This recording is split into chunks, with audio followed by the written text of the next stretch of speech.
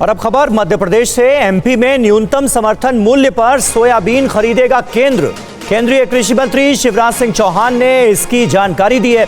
मध्य प्रदेश में सोयाबीन की कीमतें न्यूनतम समर्थन मूल्य से नीचे चली गई हैं।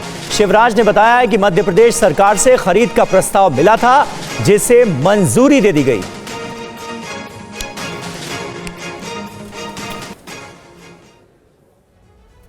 वहीं दिल्ली शराब घोटाले मामले में केजरीवाल की न्यायिक हिरासत बढ़ गई है। सीबीआई मामले में केजरीवाल अब 25 सितंबर तक न्यायिक हिरासत में रहेंगे।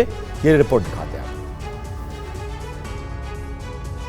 सीबीआई मामले में सीएम केजरीवाल को राहत नहीं मिल पाई। दिल्ली की राउज एवेन्यू कोर्ट ने केजरीवाल की न्यायिक हिरासत को 25 सितंबर तक बढ़ा दिया है। सीएम केजरीवाल और हिरासत में लिए गए अन्य आरोपियों की तिहाड़ जेल से वीडियो कॉन्फ्रेंसिंग के जरिए पेशी हुई।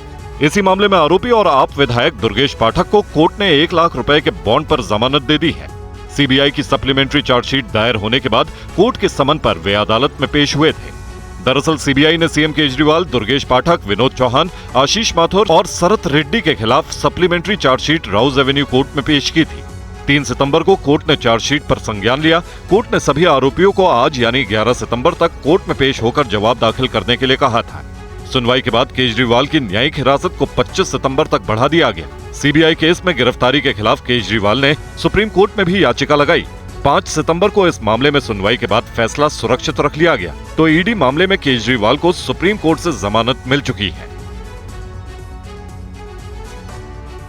आज दिल्ली में नौकरी से हटाए गए बस मार्शलों ने प्रदर्शन किया। प्रदर्शनकारियों ने धरना स्थल पर आम आदमी पार्टी और बीजेपी नेताओं को भी बुलाया था। इस वक्त मौजूद हैं सिविल लाइंस के चंदीराम अखाड़े में और आपको पहले तस्वीर दिखाऊं। राजा सर दिखाइए, आपको तमाम ये लोग नज़र आ रहे हैं। ये अब से 10 महीने पहले बसों में आपकी सुरक्षा करते थे और सुनिश्चित करते थे कि आपका सफ़र सुरक्षित हो, लेकिन आज ये खुद रोड पर बैठे हुए हैं अपने रोजगार के लिए।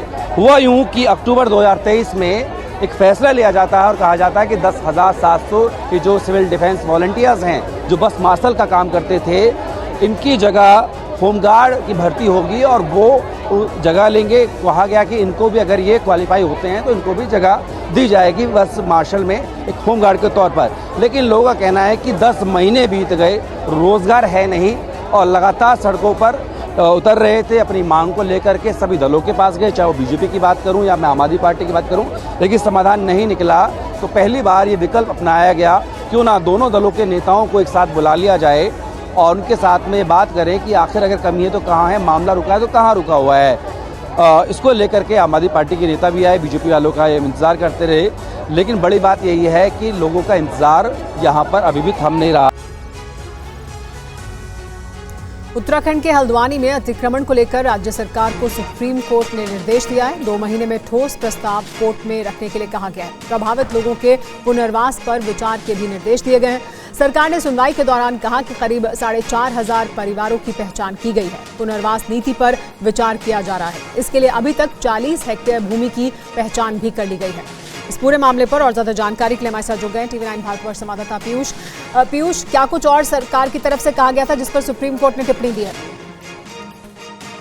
वापस पीयूष का रुख करेंगे, लेकिन आपको बता दें कि इस पूरे मामले में सुप्रीम कोर्ट की तरफ से सरकार को, उत्तराखंड सरकार को निर्देश दिए गए हैं।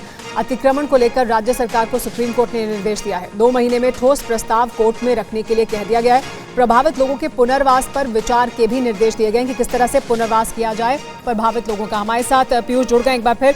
पीयूष, क्या कुछ कहा गया है कोर्ट की तरफ से कि किस तरह से पुनर्वास किया जा सकता है?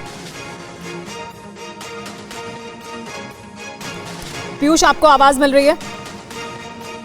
जी बिल्कुल सुमारा, देखिए उत्तराखंड के हल्द्वानी में ये अतिक्रमण का वही मामला है जो गोला नदी के पास ट्रैक में कई घर बने हुए थे हजारों की तादाद में, और उसको लेकर के मामला सुप्रीम कोर्ट पहुंचा था। तो सुप्रीम कोर्ट ने इस मामले में पहले भी पुनर्वास के लिए निर्देश जारी किए थे। अब सुप्रीम कोर्ट ने राज्य सरकार से ये कहा है कि 2 माह के भीतर ठोस प्रस्ताव कोर्ट के सामने पेश किया जाए, क्योंकि ये पुनर्वास वाला मसला ऐसा है कि लगातार राज्य सरकार और केंद्र सरकार के बीच बात हो रही है, लेकिन कोई हल नहीं निकल पा रहा है।